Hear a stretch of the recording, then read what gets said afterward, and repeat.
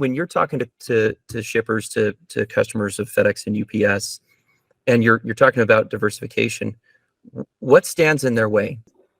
Despite the fact there are some very good solutions in the market, and I think access to them, technology is still a challenge, and it's not, and this isn't new, because if you don't have the right technology in place, then you have to go justify getting it. And it's the kind of even old school, like, put the business case together, show the ROI, which is, you do need to do that. Yeah. But I can at least speak from several years ago experience that it's always like, how much money is this going to save us? This has to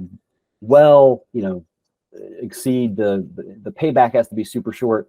And it's almost unrealistic sometimes, the expectations that are placed on a multi-carrier shipping solution to generate this value, even though it can happen. So I think can be a large undertaking within an organization. So honestly, that actually stops it before it gets started sometimes. Now the other ones, I mean, you know as well or better than I do, UPS and FedEx contracts. They do an amazing job of, through revenue commitments, termination language and penalties, you name it, other things as well around pricing, to make it difficult. It's challenging. It's definitely not impossible. And I think that actually that's one, if it's not number one, it's 1A. Yeah.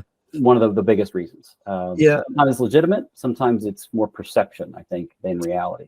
Yeah, I think the perception is totally, your comment about it being more perception is spot on. I think they oftentimes get spooked. Shippers out there, customers of FedEx and UPS, get spooked by their carrier reps even sometimes about pulling some of that business away or diversifying that, when in reality, it's a math problem.